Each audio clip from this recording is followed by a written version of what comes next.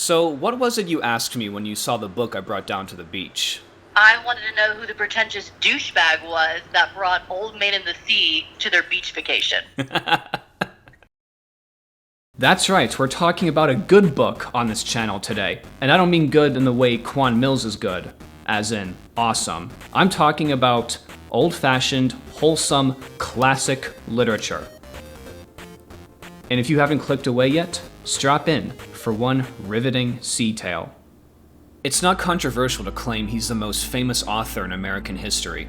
Apart from his extensive catalog of fiction and journalism, Ernest Hemingway was a larger-than-life figure, almost like a modern demigod. He drove an ambulance for the Red Cross in World War I, produced anti-fascist cinema during the Spanish Civil War, embarked on hunting and fishing expeditions from Cuba to France to the Serengeti, survived 2 back-to-back plane crashes, drank a whole lot, and won the Nobel Prize in 1954, largely suspecting it was due to the Academy's urgency to grant him the award before something actually killed him.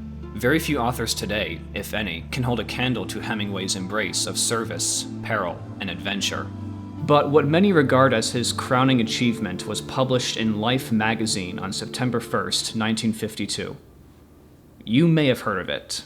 Maybe you were forced to read it in high school and write essays about the color symbolism of seawater or something like that. But there's no denying the Old Man in the Sea's impact on writing and literary analysis. The story concerns Santiago, an elderly fisherman who has gone 84 days without a catch. Determined to break his streak, he ventures far out into the Gulf Stream and hooks a massive blue marlin with only a handline, his wits, and his limited strength. For 3 days he fights the fish, until he's able to lash it to the side of his boat. But on the way back to shore, marauding sharks tear the meat off the carcass until it's nothing but bones. He returns home with nothing but a skeleton and a story, exhausted and broken, yet somehow, some way, a little wiser. I could spend a whole video talking about the symbolism and themes in the story, despite Hemingway's assertions to the contrary. But for this video, instead of just talking about the book, I'd like to embark on a journey of my own, one informed by the ocean, fishing, and the sense of adventure Hemingway espoused. And what better way to encapsulate this outing than getting my copy of Old Man in the Sea personalized? A signature or something like that would be cool. But getting one from Ernest Hemingway seems like kind of a long shot. So I'll have to get a bit more creative. And I know what you might be thinking. Nick, you're not going to deface another book, are you? So the version I'll be discussing is the Hemingway Library Edition, which includes not only the novella, but also forewords by son and grandson Patrick and Sean Hemingway, a photo gallery, and a number of related documents and pieces by Hemingway himself. The version I'll be sending through the wash is this one I found on Amazon, with cover art that looks like a first-year Adobe Illustrator student's final project, a blurb that's almost certainly AI-generated, a nondescript independent publisher, and body text that bears a striking structural similarity to the Biohazard Protocol, another AI-generated novel. Is Amazon using AI to format and reprint classic works? Regardless, I have zero qualms soiling this particular edition. Now, let's hit the beach. Like many before, I read The Old Man in the Sea as required reading for school, back at a time where unforeseen circumstances, such as laziness and teenage angst, kept me from actually appreciating the book. Now, reading it again after so many years, I approached it with a different lens. Unsurprisingly, Hemingway's fishing trips inspired many details in the novella. His vivid descriptions of the colors of fish, their methods of fighting, the handlining rigs he sets up, could only have been obtained via hands-on experience. Exhaustive research could also give a writer the tools to capture technical and sensory details like this. But reading the depictions of fishing in the novella, you can almost see Hemingway's own experiences flashing before your eyes as you read. He's reverently recounting his time on the water, wrapping it up in prose, and gifting it to his readers. That's a special kind of ethos you only gain from actually being there. It's a lesson I learned my first night on the beach, scouring the shoreline for anything the sea might have hawked up. And perhaps hawked up is too apt a term.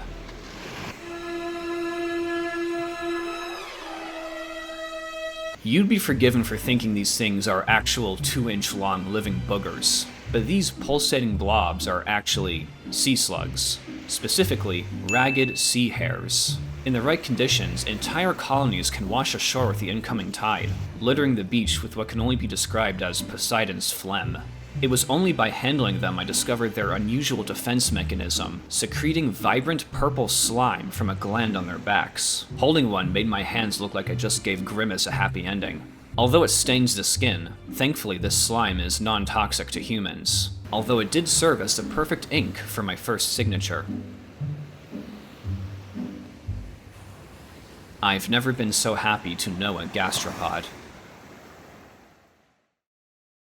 There's almost a supernatural quality to both Santiago and the creatures he harvests from the sea. He is able to determine not just the species, but the size and sex of his quarry by merely feeling its vibrations on the line. This talent is not unfounded. Experienced anglers in real life can deduce many things about what's going on under the surface by feeling the line. But Hemingway's storytelling simply defies natural law. He describes a peculiar behavior among blue marlin, how male and female fish partner up and feed together. If the female bites, she will panic and thrash while the male accompanies her throughout the fight, whereas the male's immediate reaction is to simply pull and wear out the angler in a cool, collected manner. Needless to say, marlin don't do this in real life.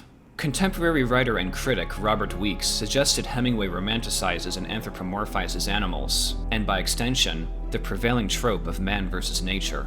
According to Weeks, Hemingway employs a deliberate sense of machismo, having both hero and adversary be male, as this is deemed more gallant and impressive. One could call this tendency reductive and cliched, a product of the times. However, embellishment is a hallmark of fiction, and when paired with an informed perspective, it can lead to some truly engaging storytelling.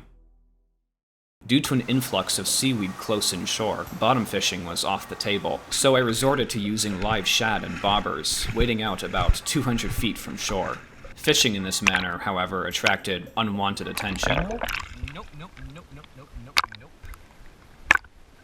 Yet surrounding me constantly were hundreds of baitfish, which would inevitably attract larger fish.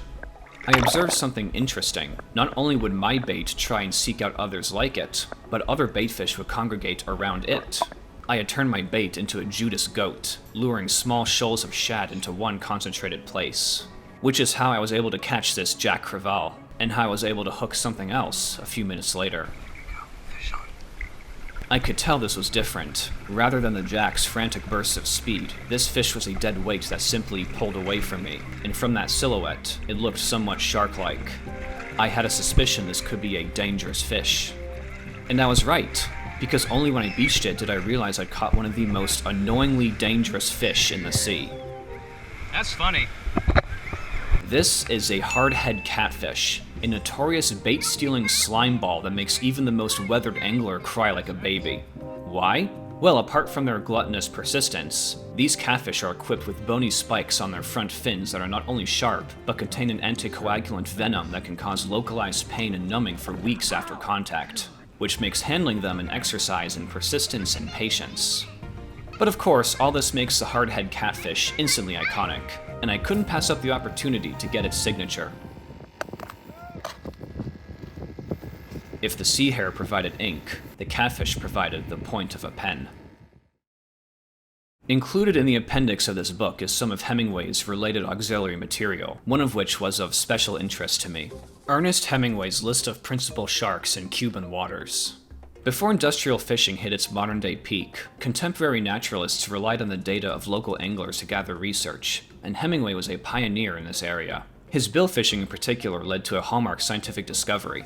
Before Hemingway, locals and naturalists simply called any elongated fish with a spear on its nose marlin. However, his observations led him to believe there were actually many different species and subspecies of billfish, a belief that was explored and eventually confirmed by later scientists. And while Hemingway's account of the sharks from Cuban waters was novel and useful for the time, it's interesting to see how much of it hasn't aged well. For example, a species locally called galanos, dubbed by Hemingway as the shovel-nosed shark, refers to the oceanic white-tip shark. If you Google shovel-nosed shark, you get references to the distantly related guitarfish, so it's clear this original name didn't stick. Hemingway also describes them as very common in Cuban waters, although this was decades ago, and since then, overfishing and exploitation has relabeled the oceanic white-tip as critically endangered.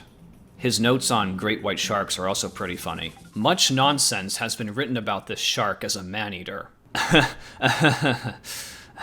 Additionally, Hemingway flat out insists that nurse sharks don't have teeth. Okay, bro. Regardless, an offshore fishing trip with Hot Spots Charters out of Pensacola, Florida, with Captain Tyler Massey, offered me a chance to write my own logs.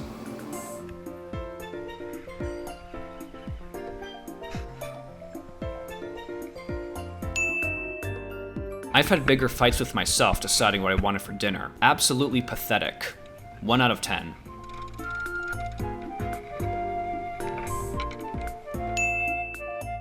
Similarly pathetic. So insignificant they don't even have a formal Wikipedia page. Locally named squirrelfish. Maybe because anyone who takes them seriously is nuts. 2 out of 10. But that was just the bait.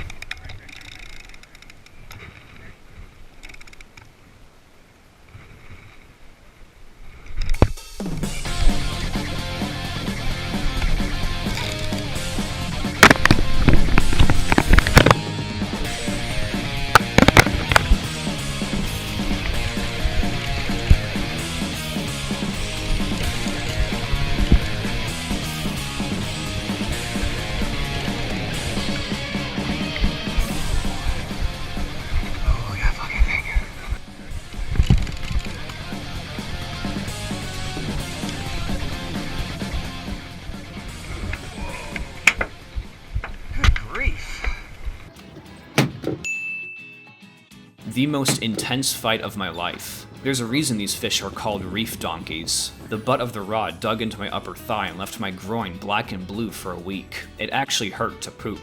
10 out of 10. Would do it a second time.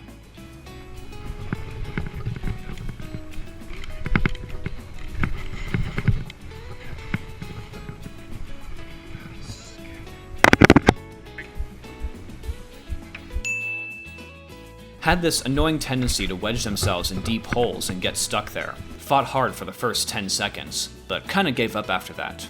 Probably due to baro trauma. What a bunch of wimps. 7 out of 10. Good fight.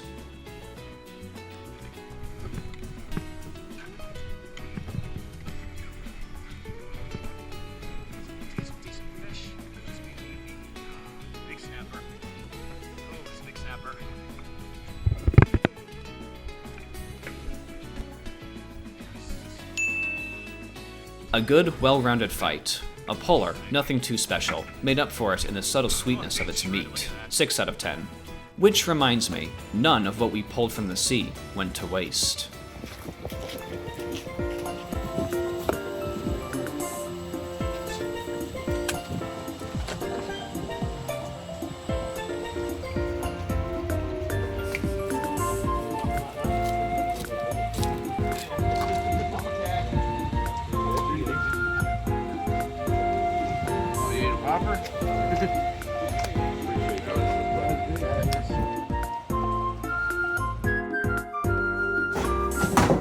Oh, son of a bitch!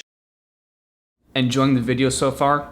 Well, if nautical nonsense be something you wish, then check out my novel, Hell's Gulf, an absurdist horror comedy set in Northwest Florida, the same region we were filming in. And hey, if Northwest Florida doesn't scare you, then nothing will. Links in the description. Back on the beach, as night fell, and the sea hares continued to crowd the shoreline, further up the sand, a very different creature began to stir. One that really makes you work for it.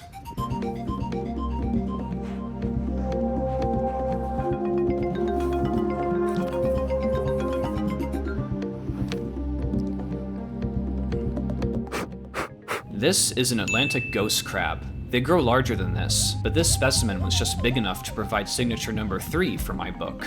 However, I came to find that maneuvering a book, a camera, a headlamp, and an angry crab at the same time was easier said than done. And it didn't help that Mr. Krabs regarded me as more deserving of his scorn. I'm trying to make you internet famous, crab. Why are you pinching the hand that feeds you? Although I guess I should have expected it after this hermit crab earlier that day decided to emerge nearly entirely from his shell just to pinch me. Crabs are kinda dicks. But finally, I was able to get him to lay a claw on the cover.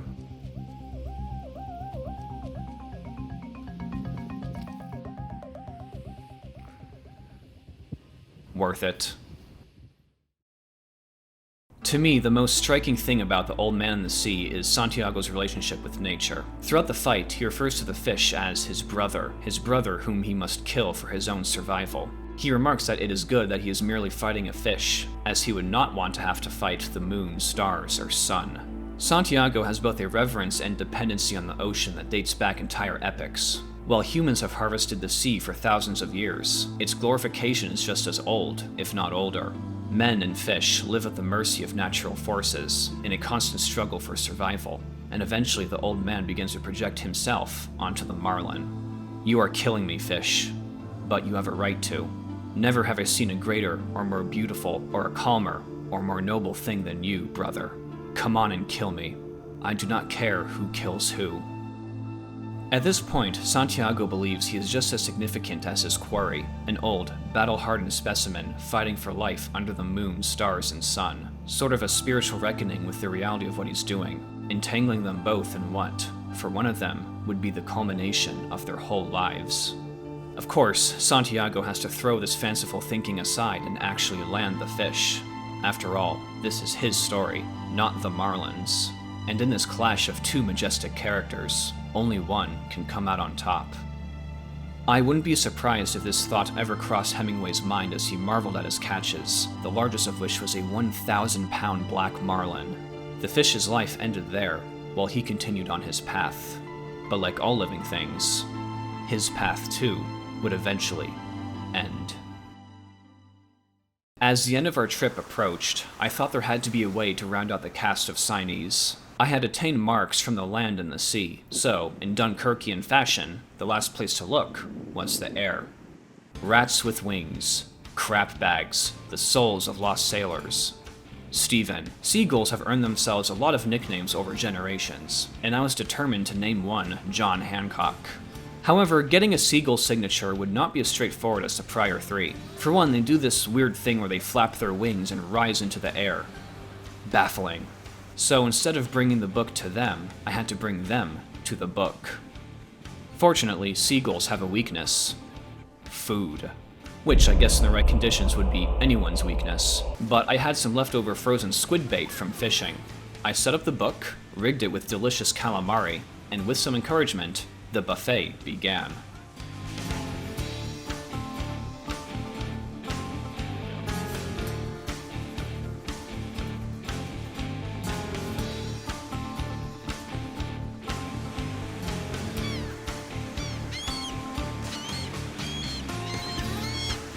Despite drawing a hungry crowd, including a few party crashers, you're not a seagull, get the fuck out. The birds seemed hesitant to approach the book. Maybe they'd read it already, or maybe they were Philistines. Side note, this sanderling was absolutely adorable and I loved him. Regardless, it became apparent that wariness of strange objects overruled their desire for food, so I had to make a few adjustments. With the book's prominence greatly downplayed, eventually the seagulls grew bold.